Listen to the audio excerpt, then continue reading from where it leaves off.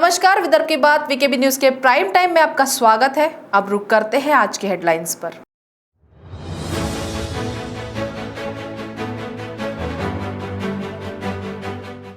नागपुर में कल मंगलवार से रात 8 बजे तक शुरू रहेगा मार्केट। राज्य सरकार ने 10% से कम कोरोनरी मरीज वाले जिलों को दी व्यापार करने की बड़ी राहत।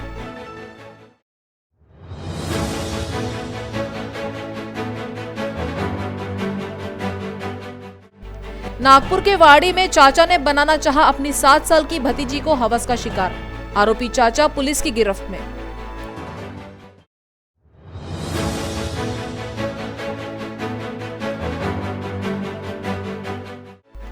सीताबर्डी पुलिस स्टेशन के तहत आया सामूहिक दुष्कर्म का मामला। नाबालिग युवती को ऑटो में बिठाकर किया गया दुष्कर्म। आरोपियों की धरपकड़ जारी।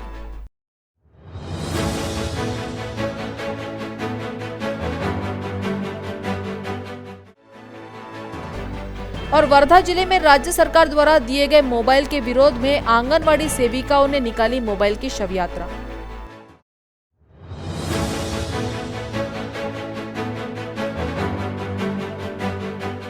और अब खबरें विस्तार से।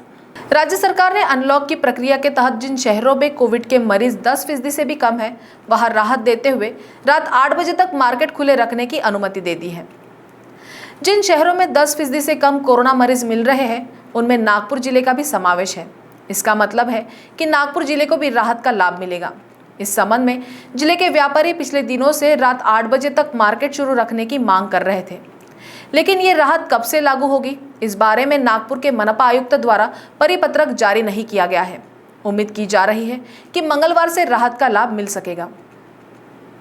वाड़ी पुलिस स्टेशन के अंतर्गत एक ऐसा मामला सामने आया है जब एक व्यक्ति ने अपने ही सगी 7 साल की भतीजी को हवस का शिकार बनाने की कोशिश की है, लेकिन भतीजी के जोर जोर से चिल्लाने पर मामला उजागर हुआ, जिसके बाद आरोपी चाचा को पुलिस के हवाले किया गया।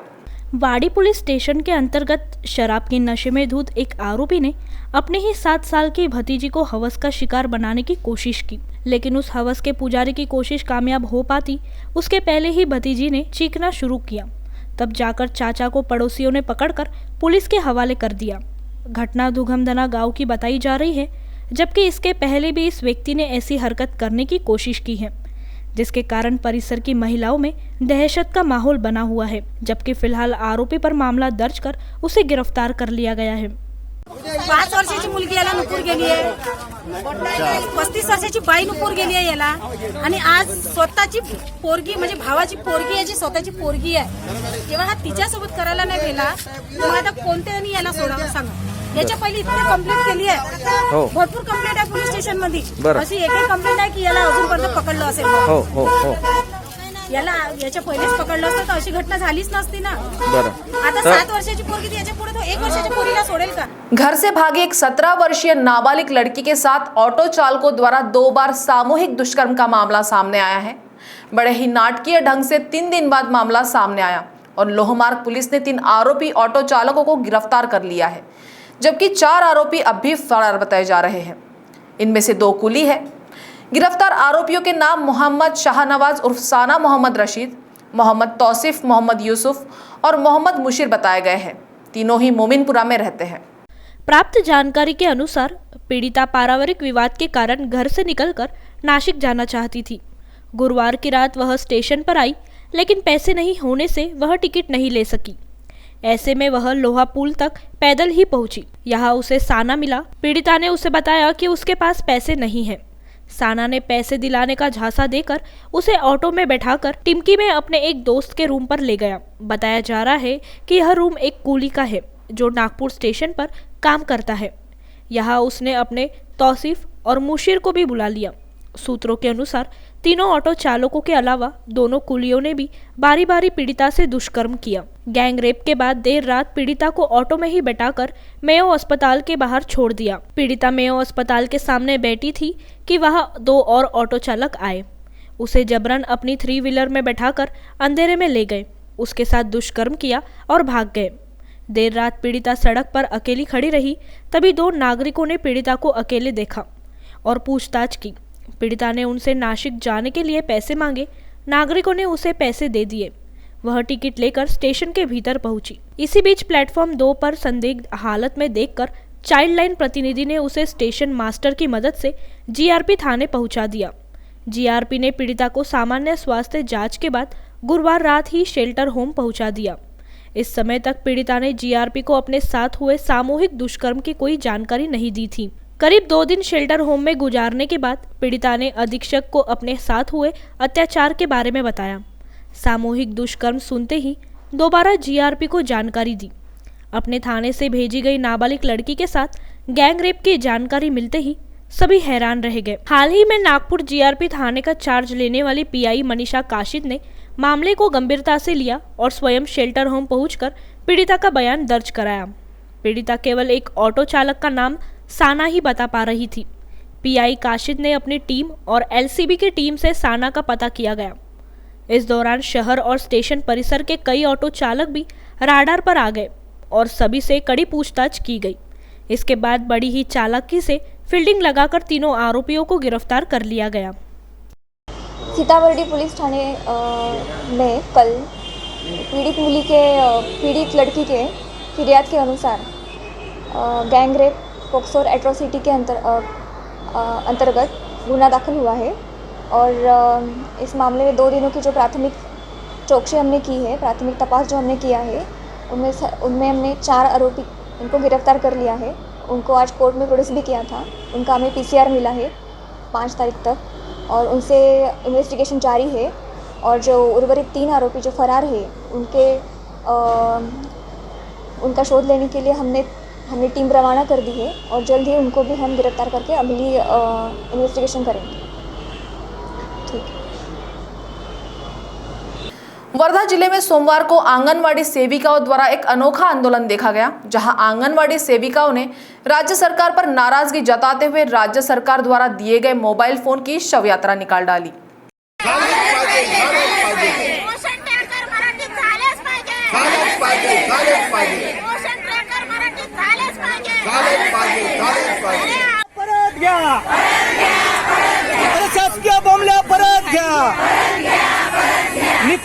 गौरतलब है कि राज्य सरकार ने आंगनवाड़ी सेविकाओं को ऑनलाइन कार्य करने के लिए मोबाइल वितरित किए थे, लेकिन सरकारी खर्चे के मोबाइल लाभान्वित परिचारिकाओं ने उन मोबाइल की शव यात्रा निकाल डाली, जिसके पीछे की मुख्य वजह मोबाइल घटिया दर्ज के बताए जा रहे हैं, जो कार्य के समय बार बार खराब हो जाते हैं, जिसको ठीक करने के बावजूद भी मोबाइल बंद हो जाते हैं। ऐसे में इन मोबाइल से परेशान होकर आंगनवाड़ी सेविकाओं ने मोबाइल की शव यात्रा निकाल दी।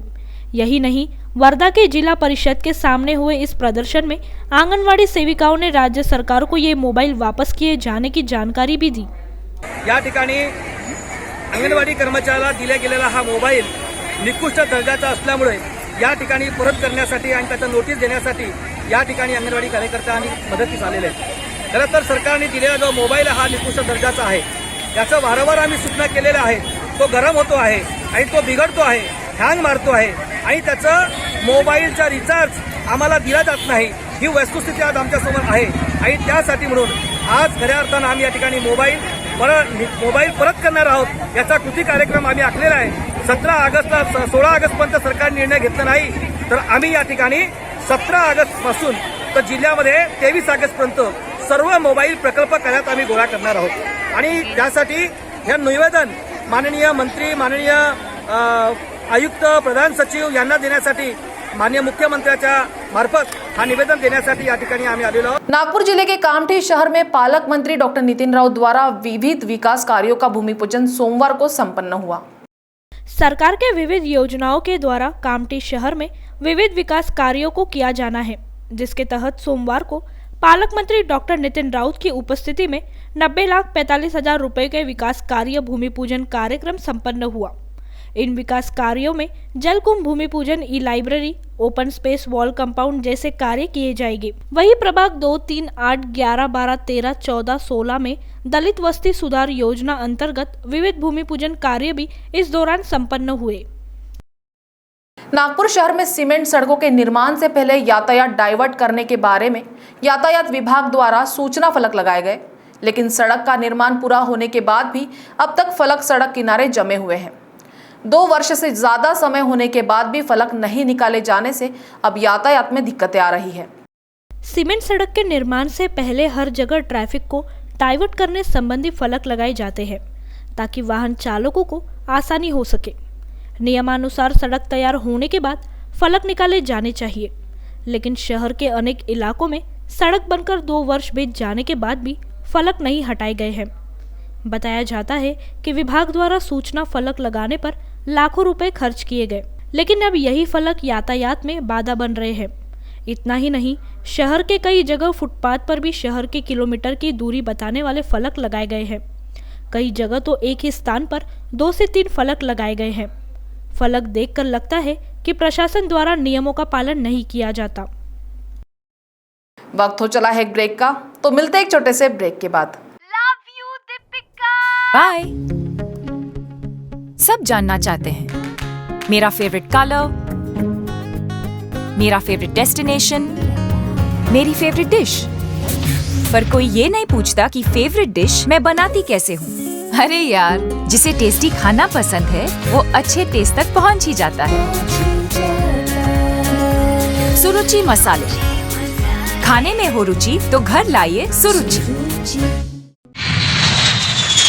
अपने सपनों की उड़ान भरने की इच्छा तो हर किसी की होती है, पर पंख भी तो मजबूत होने चाहिए जो देता है flywheel aviation academy. Flywheel aviation academy एक ऐसा इंस्टीट्यूट है जहां पर एयरलाइंस एंड एयरपोर्ट हॉस्पिटैलिटी और टूरिज्म मैनेजमेंट, साथ ही यहां campus interview, guidance by industry expert, practical training at airport, expert faculty, personal grooming जैसे कई सारे बेनिफिट्स आप पा सकते हैं। Flywheel aviation academy, 1 degree, 3 job opportunities. Flywheel Aviation Academy gives you a degree or diploma with a job. Flywheel Aviation Academy, 365 Gandhinagar, LAD College Square, beside Karnataka bank Nagpur. Break के बाद आपका स्वागत है। वर्धा जिले में आई बारिश के चलते बाढ़ की स्थिति उत्पन्न हो गई थी, जहां 4 दिन पहले वेना नदी में बहकर गए एक व्यक्ति का 4 दिन के बाद शव मिलने की जानकारी सामने आ रही है।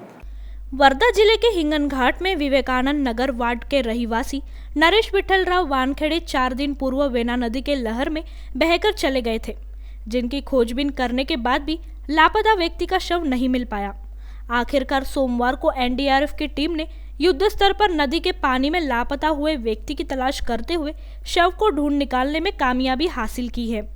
गुरुवारी दुपारी 4 वाजता हिंगणघाट येथील वना नदीमध्ये एक नरेश विठ्ठलराव वानखडे हा 50 वर्षाचा एक तरुण हा पुरामध्ये वाहून गेला आणि वाहून गेल्याच्या नंतर त्याचा शोध घेतला, पण शोध घेतल्याच्या नंतरही तो सापडला नाही आणि लगेच मग जिल्हा प्रशासनाला याची माहिती दिली आणि यांच्याकडून आम्ही एनडीआरएफच्या टीमची मागणी केली की एनडीआरएफ टीमचं बचाव पथक या ठिकाणी आलं पाहिजे आणि त्यांनी शोधकार्य केला पाहिजे। याचा पाठपुरावा सुरू होता। शेवटी काल म्हणजे रविवारी दुपारी 4 वाजता हे एनडीआरएफचं पथक आलं। खूप त्रास गेला एनडीआरएफचं पथक येण्यासाठी, वारंवार सूचना दिल्या कलेक्टर महोदयांना, बाकी प्रशासनाला। शेवटी आपले माजी वित्तमंत्री सुधीरभाऊ मुनगंटीवार यांनासुद्धा मी फोन केला आणि यांनी मुंबईला फोन करून तिथली डायरेक्टर श्री माळी यांच्याशी फोन करून लगेच एनडीआरएफचं पथक काल हे आलेलं आहे। काल त्यांनी दुपारी 2 तास 2.5 तास त्यांनी 4 ते 6 पर्यंत त्यांनी काल शोध मोहीम घेतली, पण त्याच्यामध्ये काल डेड बॉडी सापडली नाही। आज सकाळी आता 7:30 वाजेपासून हे शोध मोहीम आता सुरू केलेली आहे आणि आता त्याचा मृतदेह ह्या पुलाच्या जवळ सापडला असं प्राथमिक अंदाज आहे। आता या ठिकाणी एनडीआरएफची टीम जाऊन तो मृतदेह पाहून तो आता त्या ठिकाणी काढणार आहे आणि मग काढल्याच्या नंतर पुढील त्याचा क्रियाक्रम होणार आहे। शहर में व्यापारी कोरोना प्रतिबंधों में ढील का इंतजार कर रहे हैं। अभी तक सरकार की ओर से कोई निर्णय नहीं लिया गया। इसी बीच प्रतिबंधों पर प्रशासन का दोहरा रवैया भी देखने को मिल रहा है। शाम 4 बजे तक दुकानें शुरू रखने और शनिवार रविवार को प्रतिष्ठान बंद रखने का फरमान केवल दुकानदारों के लिए लागू है। फुटपाथ पर दुकानें लगाने वालों पर भी कोई नियम लागू नहीं होते। तभी तो शहर में कई स्थानों पर सड़क फुटपाथ पर पूरा दिन दुकानें खुली मिल जाएगी। शहर के कई इलाकों में रोज कहीं ना कहीं साप्ताहिक बाजार लगते हैं। जीवन आवश्यक वस्तुओं की दुकानों को भी शाम 4 बजे तक ही खुली रखने की अनुमति दी गई थी। बावजूद देखा जा रहा है कि सड़क किनारे लगने वाले सब्जी बाजार देर शाम तक खुले रहते हैं। इन पर किसी तरह की कार्रवाई नहीं की जाती। कभी कभार चेतावनी जारी की जाती है, लेकिन पुलिस के जाते ही दुकानें फिर जमा ली जाती है। सीताबड़ी, धर्मपेट सदर जैसे बाजारों में भी शनिवार रविवार को रास्ते किनारे फुटपाथ या ठेलों पर कपड़े, गॉगल, लेडीज आइटम, जूते, खिलौने आदि की दुकानें लगाई जा रही है। सदर के मंगलवारी बाजार में शाम 7-8 बजे तक फल, सब्जी, चाय, नाश्ते के ठेले दिखाई दिए जाएंगे। इसी तरह अनंतनगर में रविवार को लगने वाले साप्ताहिक बाजार में यही स्थिति देखने मिलेगी। रविवार को संघ मुख्यालय के समीप हनुमान मंदिर के पास सुबह के करीब उस समय तनाव का माहौल बन गया जब युवक कांग्रेस और भारतीय जनता युवा मोर्चा के कार्यकर्ता आपस में भिड़ गए। करीब 1 घंटे तक दोनों पक्षों के कार्यकर्ताओं के बीच झड़प चलती रही। मामला तब बिगड़ता दिखा जब दोनों ओर के कुछ कार्यकर्ताओं के बीच गाली गलौज और हाथापाई की भी नौबत आ गई।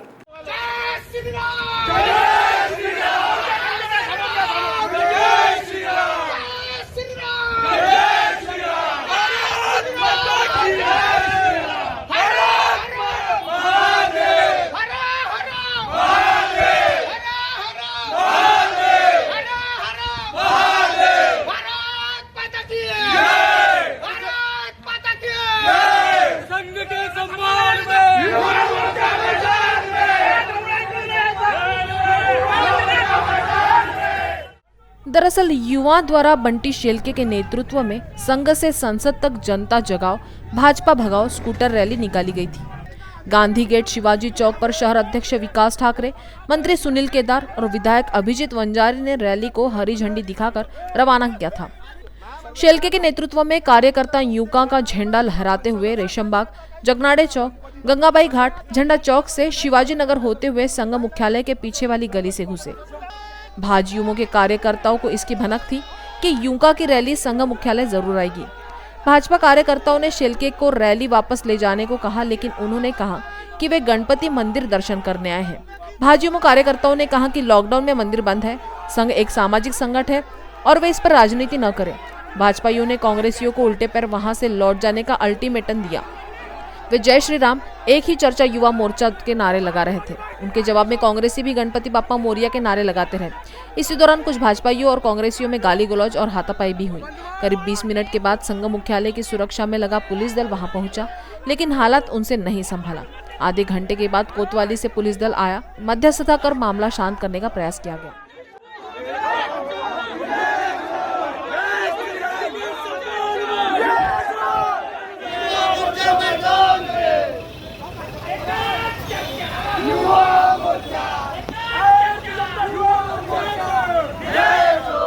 रविवार को नागपुर में महाराष्ट्र प्रदेश कांग्रेस कमेटी ओबीसी विभाग द्वारा कार्यकर्ता संवाद व सम्मेलन का आयोजन किया गया था। इस सम्मेलन में महाराष्ट्र प्रदेश कांग्रेस कमेटी ओबीसी विभाग के प्रदेश अध्यक्ष भानुदास माली की खास मौजूदगी रही।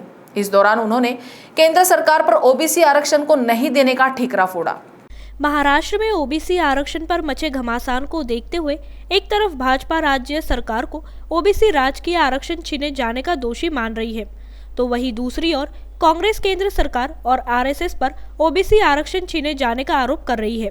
इसी बात के मद्देनजर रविवार को महाराष्ट्र प्रदेश कांग्रेस कमेटी ओबीसी विभाग द्वारा कार्यकर्ता सम्मेलन आयोजित किया गया था। इस सम्मेलन में प्रदेश कांग्रेस के ओबीसी विभाग के अध्यक्ष भानुदास माली ने ओबीसी के आरक्षण के रद्द होने का दोषी केंद्र सरकार और आरएसएस को माना। माली ने इस दौरान कहा कि केंद्र सरकार के कारण ही ओबीसी का राजकीय आरक्षण छीना गया, जिसके पीछे आरएसएस का सबसे बड़ा हाथ है। संघ आरक्षण मुक्त भारत चाहता है, लेकिन कांग्रेस भाजपा मुक्त भारत करके दिखाएगा, ऐसा भानुदास माली ने पत्रकार परिषद लेकर कहा। इस सम्मेलन में कांग्रेस के शहर अध्यक्ष विकास ठाकरे, ग्रामीण के अध्यक्ष राजेंद्र मुलक, विधायक अभिजीत वंजारी, संगीताताई तालमेल की भी खास उपस्थिति रही।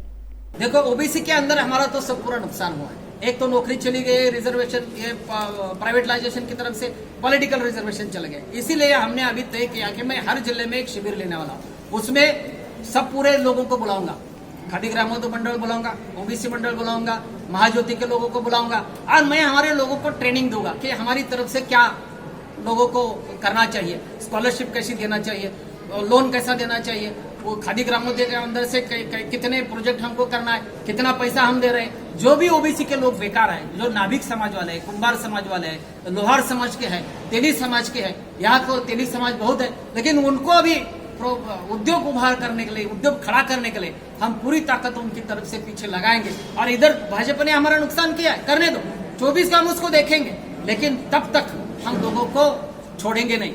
हम उसको ताकत देंगे, उसको खड़े करेंगे, पाँव पे खड़े करेंगे, उसको ताकत देंगे, उसकी आर्थिक परिस्थिति सुधारेंगे, उसको समझा देंगे कि हमको कैसा मूर्ख बना दिया। ये सब कार्यक्रम आई ओबीसी के अंदर से मैं करूंगा और ये मेरा काम है। मेरे को जिम्मेदारी दी पटोले साहब ने, एक विश्वास से जिम्मेदारी दिया कि आप महाराष्ट्र में काम करो। वो विश्वास को मैं कभी गलत नहीं समझूंगा और वो विश्वास आखिर तक मैं काम करूंगा और पूरे महाराष्ट्र में ओबीसी की संगठन हम बढ़ाएंगे। पूर्व मुख्यमंत्री व विरोधी पक्ष नेता देवेंद्र फडणवीस के हाथों भाजपा का समर्थ बूथ अभियान शुरू किया गया। उन्होंने कार्यकर्ताओं से कहा कि राजनीति में समाज सेवा का महत्वपूर्ण योगदान रहता है, इसलिए अपने अपने बूथ को मजबूत बनाएं। स्वच्छ छवि के युवाओं और कार्यकर्ताओं के साथ लेकर एक बूथ में 30 सदस्यों की कार्यकारिणी बनाकर नागरिकों के घर घर जाकर संपर्क करें। उन्होंने कहा कि जनता के सुख दुख के सहभागी बने, यही हमारा पहला कर्तव्य है। रविवार को भाजपा द्वारा पूरे शहर में इस अभियान की शुरुआत की गई। दक्षिण पश्चिम विधानसभा क्षेत्र में इस अभियान का उद्घाटन फडणवीस के हाथों हुआ। उन्होंने बूथ अध्यक्षों के घर जाकर एक बूथ 30+ योजना समझाकर बताई। इस अवसर पर शहर अध्यक्ष प्रवीण दटके, सांसद डॉक्टर विकास महात्वे, मंडल अध्यक्ष किशोर वानखेड़े आदि उपस्थित थे। पूर्व नागपुर में इस अभियान की शुरुआत पूर्व सांसद शिशुपाल पटले ने की। विधायक कृष्णा खोपड़े ने कहा कि जब से उद्धव ठाकरे ने राज्य की सत्ता संभाली है, तभी से किसी न किसी रूप में राज्य के नागरिक संकट में आए हैं। शहर के विकास के लिए मौजूदा मंत्रियों द्वारा एक भी पैसा नहीं लाने के बावजूद गडकरी और पूर्व राज्य सरकार द्वारा लाए गए विकास योजनाओं का क्रेडिट लेने की एकमात्र नीति इस सरकार की चल रही है। इसलिए आज के समर्थ बूथ अभियान सही मायने में सत्ता के विरुद्ध लड़ाई का शुभारंभ है। कार्यकर्ताओं के भरोसे ही यह लड़ाई जीती जाएगी। इस दौरान मंडल अध्यक्ष संजय अवचट, प्रमोद पेंडके, सचिन काटलकर, धर्मपाल मेश्राम, मनीषा धावड़े, बाल्या बोरकर, चंदन गोस्वामी, महेंद्र राउत, मनीषा अतकरे, सेतराम सेलोकर, जेपी शर्मा, राजू गोतमारे आदि उपस्थित थे। नागपुर में सोमवार 2 अगस्त को 9 मरीज कोरोना मुक्त हुए हैं। वहीं आज मौत का आंकड़ा 0 पर रहा, जो नागपुर वासियों के लिए राहत की बात है। वहीं आज 2404 लोगों की कोरोना जांच की गई, जहां 3 लोग पॉजिटिव पाए गए हैं। तो प्राइम टाइम न्यूज में आज इतना ही। आपसे कल फिर मुलाकात होगी, तब तक बने रहिए वीकेबी न्यूज के साथ। नमस्कार।